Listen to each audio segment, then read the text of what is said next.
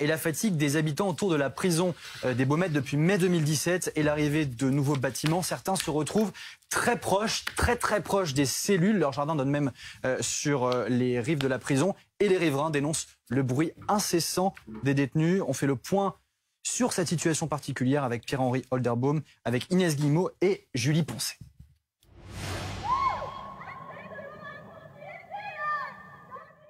Des scènes qui se produisent quasiment tous les soirs à la prison des Baumettes à Marseille. Les riverains qui filment ces événements sont excédés.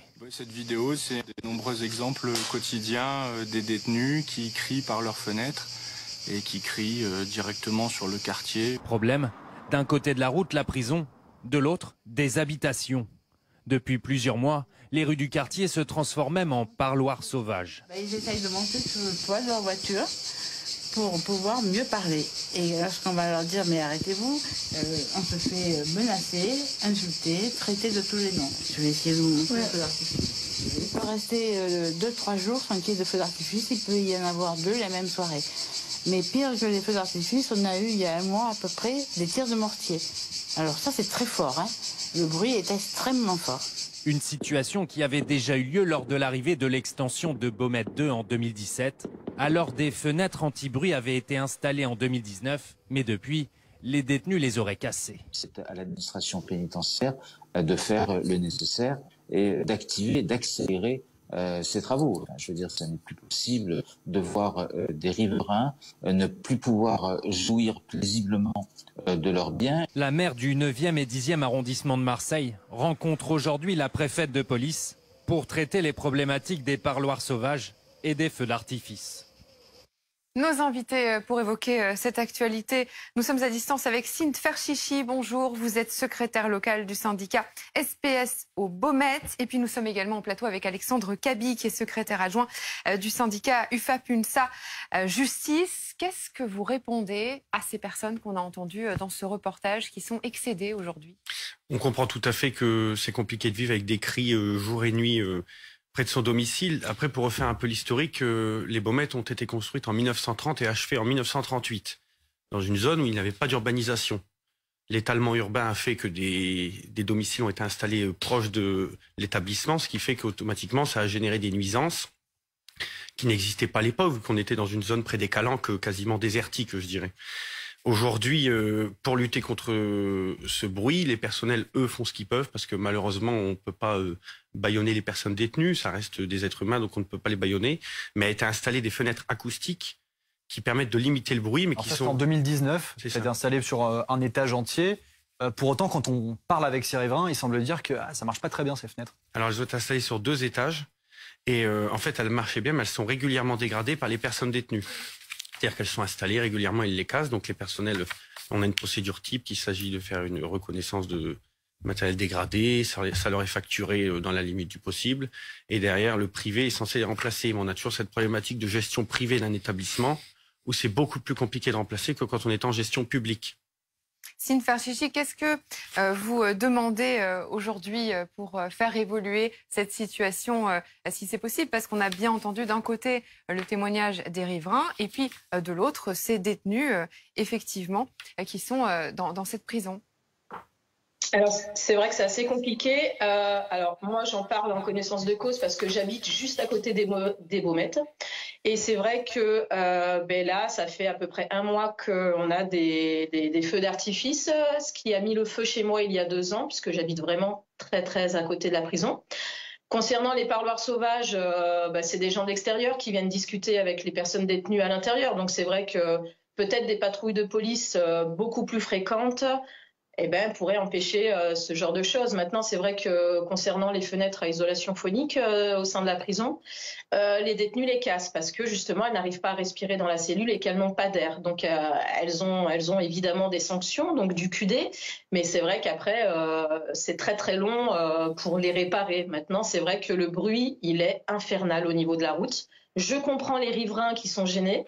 Maintenant, on le sait, ils habitent en face d'une prison, donc forcément, on ne garde pas que des gens gentils, donc le bruit, il y en a et je pense qu'il y en aura toujours malheureusement.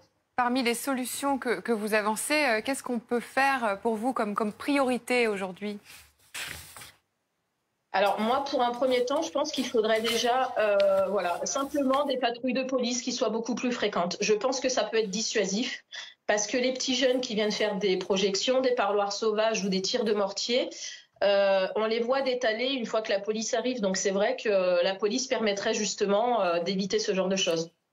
Alexandre Cabi, on entend cette réponse compliquée parce que d'un côté, effectivement, vous faites votre maximum pour éviter les nuisances sonores. Mais en même temps, on entend dans votre discours, vous dites que la prison est arrivée avant. C'est pas non plus aux personnes qui habitent à côté de s'adapter. Non, on entend bien. C'est des personnes détenues. Elles doivent respecter l'ordre de la discipline propre à un établissement pénitentiaire.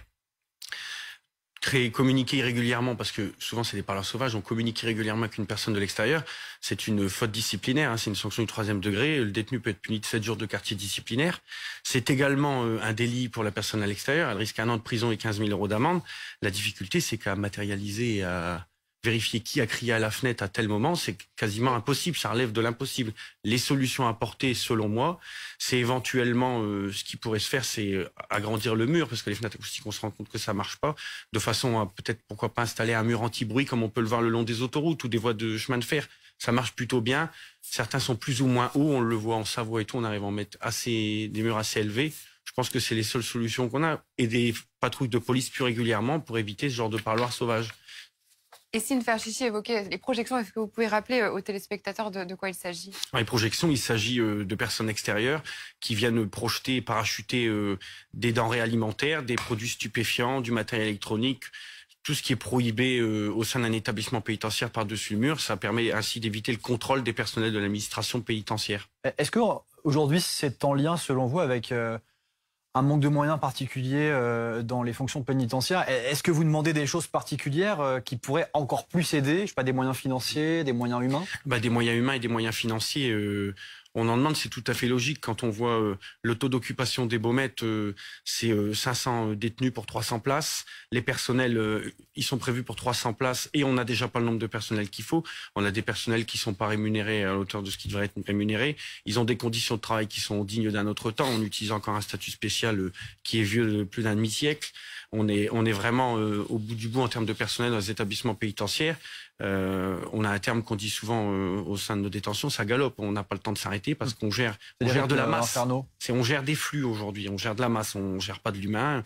Les personnels font ce qu'ils peuvent, ils s'impliquent du mieux possible, mais c'est pas possible au vu du taux de surpopulation. Ce qui est dur psychologiquement pour vous aussi, j'imagine, dans votre fonction. Vous qui aimez votre métier, c'est très dur quand on est attaché à son métier et qu'on aime toute la facette que ça représente, que ce soit aussi bien le sécuritaire, le disciplinaire, que la réinsertion et prendre en charge des êtres humains, on peut pas le faire correctement, son métier aujourd'hui, parce que c'est pas possible. Merci beaucoup d'avoir été nos invités sur cette question des Baumettes, des riverains et puis des personnels et des détenus. Merci beaucoup. Dans le live BFM, on passe à l'actualité politique à présent avec Alexis Cuvillier, journaliste du service politique qui nous a rejoint. Nous sommes également avec Laetitia Krupa qui est journaliste politique et qui est en train de s'installer. Voilà, c'est normal. Et puis à distance, c'est le direct, c'est normal. Exactement, bonjour. Qui est député Renaissance des Hauts-de-Seine. Dans un instant, on va parler du président de la République qui passe ses vacances au